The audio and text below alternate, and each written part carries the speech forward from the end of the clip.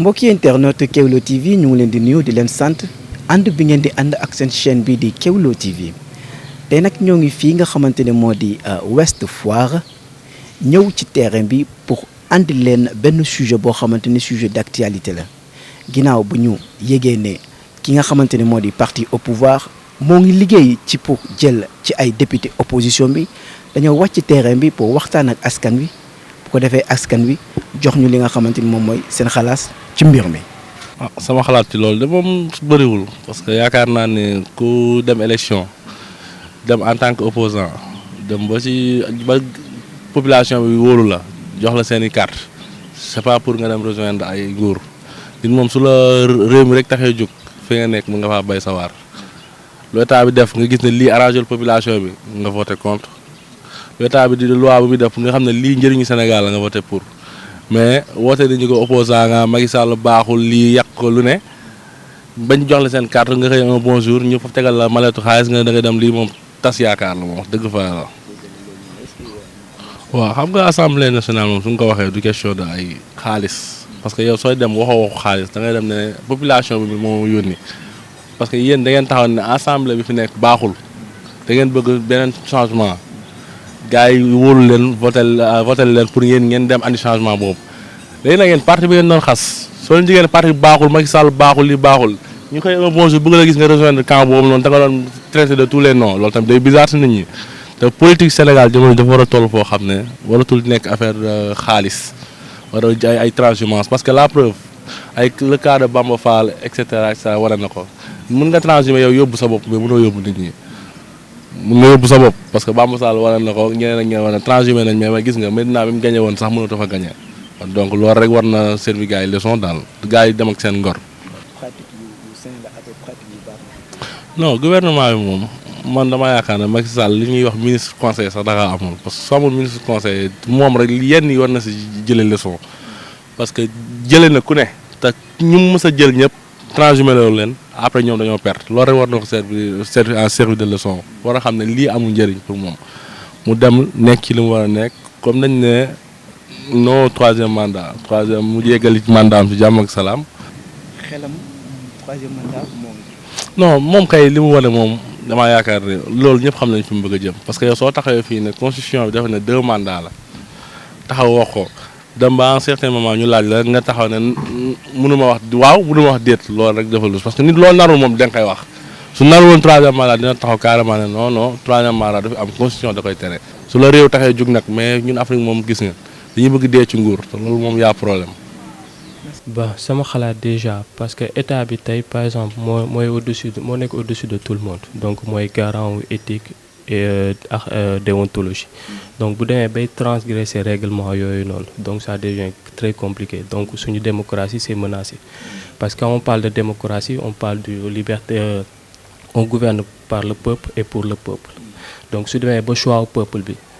mu nga bëgg ko entraver wala modifier ko donc ça devient très compliqué parce que tey peuple bi ñoo choisir ne cohabitation day am donc bu ñu demee ba cohabitation war a am ngay dem di débaucher pour changer résultat yi wala choix au peuple bi donc je me dis que ne on n'est plus en démocratie ci leneen lañ nekk mais c'est plus de la démocratie et malheureusement foofu lañ toll maintenant au fait choix au peuple bi quel que soit alpha mënoo ko day ñëwaat parce que local yi def na ko ils ont eu à débaucher certains maires foog ne ça va changer peuple bi ñëwaat sanctionné waat leen donc 2024 incha allah dañuy sanctionné waat même si que waa ji du bokk parce que il va pas participer c'est sûr. Constitution bi c'est très clair nee na nul ne peut faire plus de 2 mandats consécutifs c'est du français nul ne peut faire plus de 2 mandats consécutifs donc loolu moom peuple bi dina ci taxaw et peuple bi on a un peuple très mature. On sait régler nos problèmes, on sait se battre. Donc, bu demee ba tollu foofu noonu le peuple décidera. De rester aux côtés du peuple. De rester surtout aux côtés du peuple. Parce que peuple bi mooy lépp peuple bi mooy lépp. Quel que soit alpha, quand tu resteras aux côtés du peuple, forcément peuple bi. Parce qu'on a un peuple, je sais pas comment le dire, mais on a un peuple extraordinaire. Et un peuple reconnaissant. parce qu'on a vu Guy Marius Sagna, il s'est battu pour nous. Man personnellement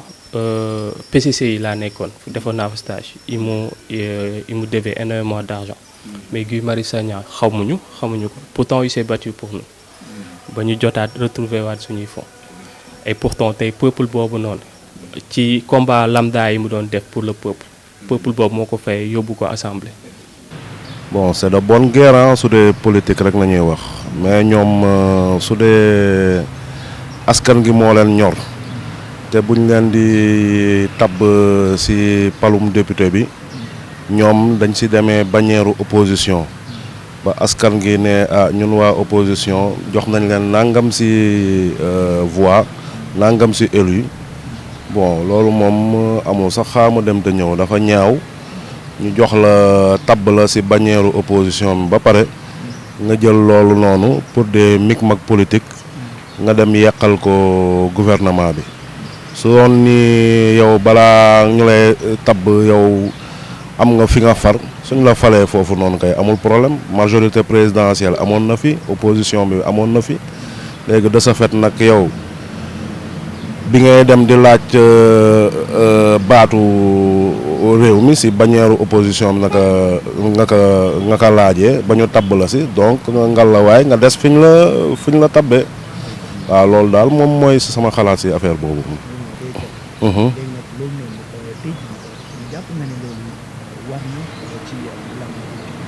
non mooy comme li ma doon wax sànq rek muy PDS muy Yewwi wala beneen membre de l'opposition bi su xasee ba dem ci pouvoir bi te lu tax mu dem ci pouvoir bi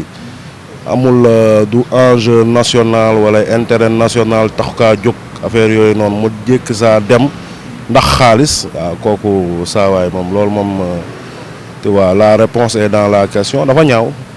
waaw.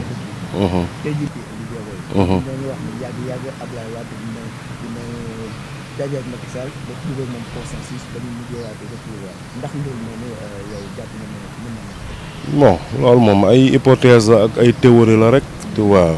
politique nañ nekk nag bon tous les hypothèses sont à envisager mais bon gars yooyu noonu ñu koy construire